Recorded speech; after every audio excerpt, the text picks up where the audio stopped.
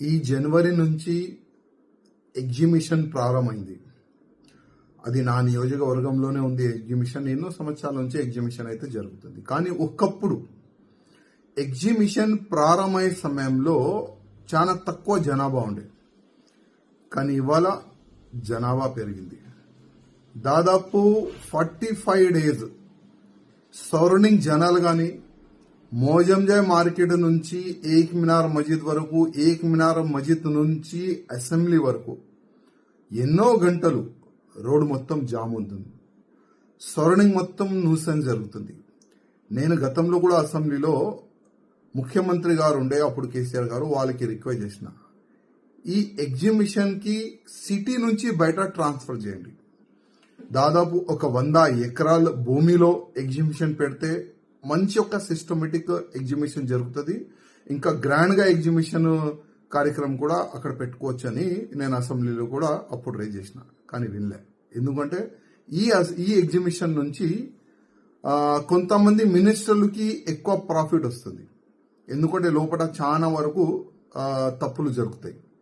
చాలా వరకు ఈ షాపు అలాట్మెంట్లో కూడా ఈ వేరే వేరే విధంగా స్కామ్ కూడా జరుగుతుంది. దానివల్ల ఎక్కువ ప్రాఫిట్ ఉంది కదా. ఏ గవర్నమెంట్ ఉంటే, ఏ మినిస్టర్ ఉంటే వాళ్ళకి లాభం సపరేట్గా వెళ్ళిపోతుంది. అది ఒక సబ్జెక్ట్. ఇప్పుడు ఏంటంటే ఎగ్జిబిషన్లో ఒక్క వ్యక్తికి 50 రూపాయలు ఎంట్రీ ఫీజు. కానీ బయట ఒక చిన్న బైక్ పెట్టాలంటే 60 రూపీస్. అదేవిధంగా ఒక కార్ పెట్టాలంటే 150 రూపాయలు. నేను పోలీస్ అధికారులతో తెలుసుకున్నా ఇప్పుడే, అసలు ఏంది ఇది, ఒక గవర్నమెంట్ కాలేజ్లో ఇట్లాంటి పార్కింగ్ చేస్తున్నారు, అసలు ఏం సంగతి అని అడుగున్నా. ఎందుకంటే చాలా వరకు జనాలు ఇంత డబ్బులు వసూలు చేస్తున్నారు, ఇంత రాడిజం చేస్తున్నారు అని చాలా వరకు జనాలు వీడియోలు పెట్టినారు. అదే నేను కోట్ చేసుకుంటా, అసలు అవసరమా గవర్నమెంట్ కాలేజ్, గవర్నమెంట్ ప్లేస్లో ఫ్రీ పార్కింగ్ చేయండి. జనాలు మన తెలంగాణ జనాలే కదా, బయట జనాలు అయితే లేదు కదా. కానీ ఎగ్జిబిషన్కి ఫ్యామిలీ సహా వచ్చే వాళ్ళకి ఒక కార్ పార్కింగ్ పెట్టాలంటే 150 రూపాయలు ఇవ్వాలి, ఒక బైక్ పెట్టాలంటే 60 రూపీస్ పెట్టాలి. అసలు ఇది టెండర్ అయిందా? ఒకవేళ టెండర్ జరిగితే అసలు మాకు నాలెడ్జ్ పెట్టారా, మాకు నాలెడ్జ్లో పెట్టారా? అసలు ఈ విధంగా మేము టెండర్ పెడుతున్నాము, ఈ విధంగా రెంట్ వసూలు చేయాలనుకుంటున్నామని ఒకవేళ మాతోని కలెక్టర్ గారు చర్చ చేస్తే మేము అడ్వైజ్ ఇచ్చేది. జనాలు వస్తున్నారు, ఆల్రెడీ ఎంట్రీ ఫీజు 50 రూపాయలు ఇస్తున్నారు, వాళ్ళకి కార్ ఫ్రీ పార్కింగ్ కి మనం వ్యవస్థ చేసే బాధ్యత మనది. బైక్ ఫ్రీ పార్కింగ్ చేసే బాధ్యత మనది ఉంటుంది.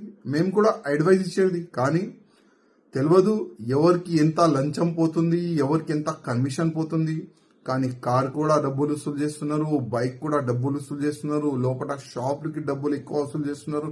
మొత్తం లోపట బయట అన్ని స్కామ్ జరుగుతుంది. ఈ విధంగా ఎగ్జిబిషన్ అయితే జరుగుతుంది.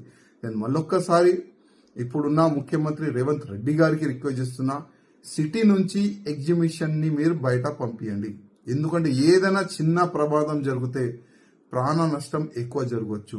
గతంలో ఏ విధంగా ఒక మంటలు వచ్చిన ఎగ్జిబిషన్ లో ఎంత ఇబ్బంది ఉండేది, కానీ ఇమీడియట్ గా కంట్రోల్ అయింది అది. లేకపోతే చాలా వరకు ప్రాణ నష్టం జరిగేది. అందుకోసం ముఖ్యమంత్రి గారు ఇప్పుడైనా సిటీకి అవుట్ సైడ్ ఒక 100 ఎకరాల్లో 200 ఎకరాల్లో ఈ ఎగ్జిబిషన్ పెడితే చాలా బాగుంటుందని నేను ముఖ్యమంత్రి రేవంత్ రెడ్డి గారికి రిక్వెస్ట్ చేస్తున్నా.